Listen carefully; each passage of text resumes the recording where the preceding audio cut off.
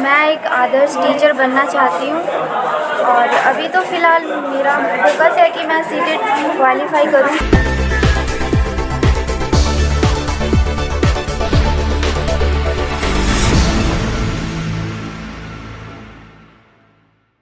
नमस्कार, मैं हूं नीति और आप देख रहे हैं Navjagaran live. Deep CTET class Vikramganj Rohtas के बैनर तले रविवार को चौथे चरण की सीटेट महापरीक्षा स्थानीय शहर के डॉक्टर नागेंद्र झा महिला महाविद्यालय के परिसर में रविवार को शांतिपूर्ण संपन्न हो गई। उक्त संस्थान के संयोजक व डायरेक्टर कंचन कुमार और उनके सहयोगी शिक्षकों के नेतृत्व में विक्रमगंज में हर साल की तरह इस बार भी सीटेट की महापरीक्षा शांतिपूर्ण संपन्न कराई गई। संस्थान के संयोजक श्री कुमार ने बताया कि हर साल सीटेट के मुख्य परीक्षा 4 से 5 महाटेस्ट का आयोजन द डीप सीटेट क्लास करता है। कंचन कुमार के साथ संस्थान के संचालक और प्रबंधक रितेश कुमार के मार्गदर्शन में इस परीक्षा का आयोजन डॉक्टर नागेंद्र झा महिला महाविद्यालय विक्रमगंज में संपन्न हुआ। राज ने बताया कि इस महापरीक्षा में लगभग 400 से ऊपर आगामी सीटेट की परीक्षा में शामिल होने वाले अभ्यर्थियों ने भाग लिया। यह परीक्षा आगामी सीटेट परीक्षा के लिए प्रतिभागियों के आकलन, पूर्वाभ्यास और टॉनिक रूपी दवा का काम करता है। 150 प्रश्नों के लिए 2.5 घंटे का समय दिया गया था। इस परीक्षा में रोहतास के विभिन्न प्रखंडों और राज्य से बाहर के यह भारत सरकार की केंद्रीय शिक्षक पात्रता परीक्षा से कतई कम नहीं थी। परीक्षा की जिम्मेदारी निगरानी, आंकलन व सर्वेक्षण इत्यादि के लिए भेदभाव रहित शिक्षकों और संस्थान के सहयोगी सदस्यों को परीक्षा के कर्तव्य पर रखा गया था। कंचन कुमार और रितेश कुमार समय समय पर परीक्षा का फीडबैक बच्चों के बीच आकर लेते रहते थे। विद्यार्थियों के बीच इस परीक्षा को लेकर काफी उत्साह देखने को मिला। आमंत्रित सदस्यों ने भी इस परीक्षा का जायजा लिया। उन्होंने इस परीक्षा की तुलना बेहतर प्रतियोगी परीक्षाओं से की। कंचन कुमार एक मार्गदर्शक, पद प्रदर्शक, विद्यार्थियों के प्रति लगनशीलता और इनका वृहद दृष्टिकोण विद्यार्थियों की उपलब्धियों की ऊंचाई के शिखर पर पहुंचाता है। इनके पढ़ाने का सरल तकनीक और तरीकों के चलते ही बिहार के विभिन्न सरकारी विद्यालयों में अनगिनत शिक्षक नौनिहालों के पढ़ाने के कर्तव्य पर विद्यमान हो चुके हैं। बताया कि पिछले सीटेट परीक्षा में संस्थान के 127 विद्यार्थी सफल हुए थे, जिसमें 53 विद्यार्थी सरकारी शिक्षक पद पर ज्वाइन किए हैं। आज की महापरीक्षा में निगरानी टीम में ओम प्रकाश सिंह, प्रदीप कुमार, पंकज कुमार, पुष्पा कुमारी और अन्य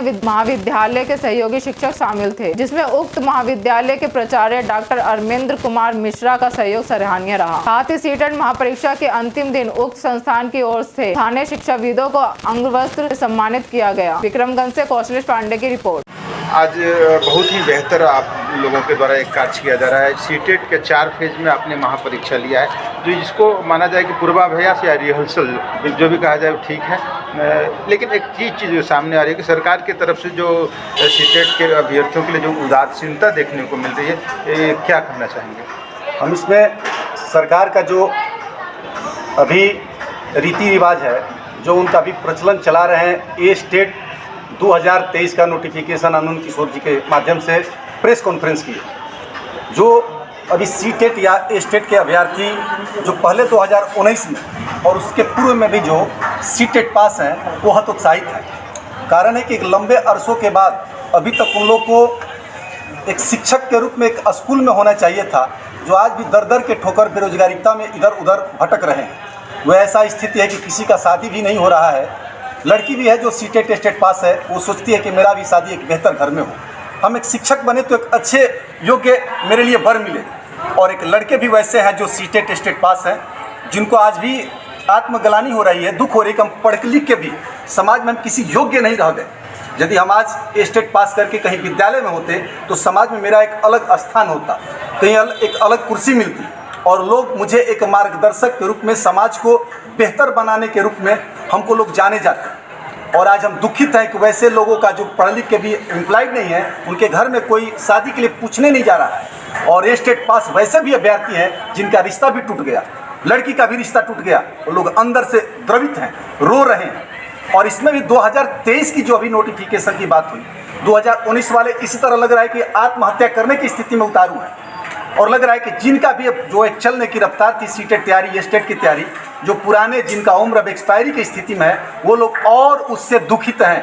उदासीन रवैये के लिए अगर देखा जाए अभ्यर्थियों की तरफ से और आप जो सीटेट की तैयारी कराने में जुटे हुए, क्या मांग होनी चाहिए, क्या डिमांड होना चाहिए सरकार से? सरकार जैसे कि पहले से जितने भी सीटेट और स्टेट पास अभ्यर्थी हैं उनको पदस्थापित करके अपने उनको पहले नियुक्त करें और नियुक्ति पत्र देने का काम करें।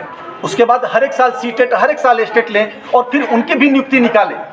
माने हर एक साल हर बार जितना भी रिक्ति होती है उनका नोटिफिकेशन निकालें, सीटेट टेस्टेड पास जो हो उनको चयन कीजिए। एक अफवाह कहा जाए या इसको हकीकत, निकट भविष्य में सीटेट के अभ्यर्थी जो पास कर चुके हैं आंदोलित होने के मूड में हैं। ये 110%, इसमें कहीं दूर राय नहीं है। जो अभी 4 साल से एक जो बिहार सरकार का जो मंत्री है या इसके पहले में जो शिक्षा मंत्री थे, ये दोनों लोग का अब होने वाला है, कुछ दिन में आ जाने वाला है, बस कुछ दिन की देरी है।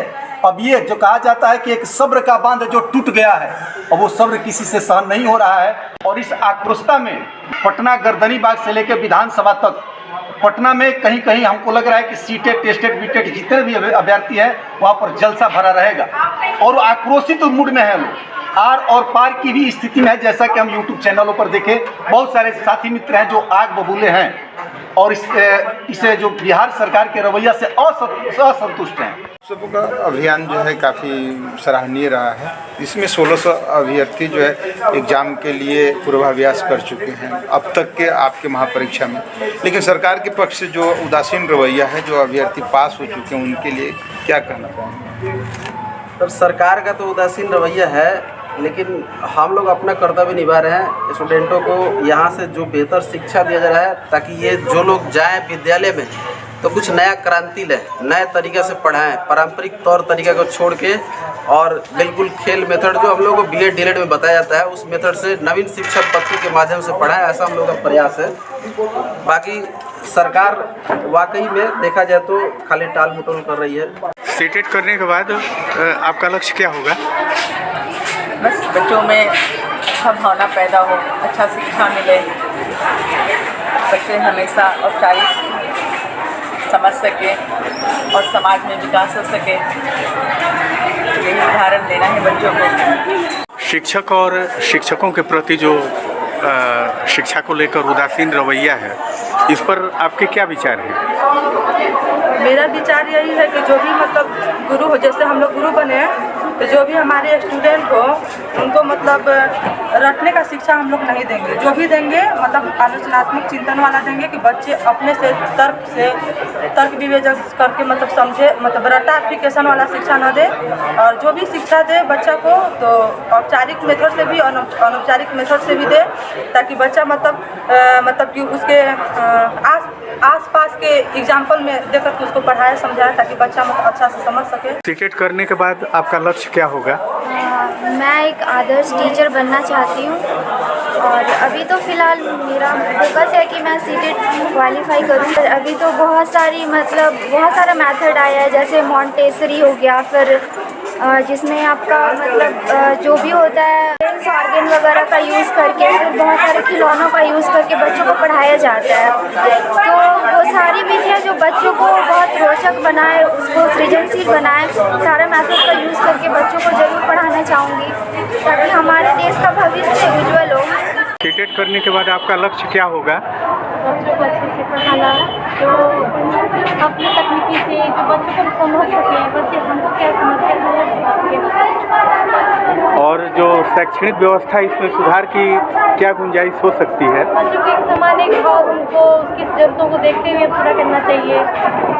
बच्चे अगर पढ़ने में कम है, कमज़ोर है, तो उसके हिसाब से उसको समझ के उसकी क्या परेशानियाँ हैं उसको देखते हुए की पॉलिसी है, लोकतंत्र है, लोकतांत्रिक व्यवस्था है।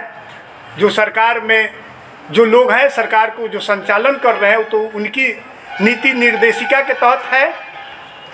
लेकिन सबसे बड़ी चीज़ है कि first deserve then desire, first deserve then desire. आप योग्य ही नहीं बनिएगा, एलिजिबल ही नहीं होइएगा तो उस मुकाम को आप पार कैसे कीजिएगा? तो ये जो आपको लेक्चरर बनने के लिए JRF है, नेट है, उसी तरह से शिक्षक बनने के लिए सीटेट है, एस्टेट है।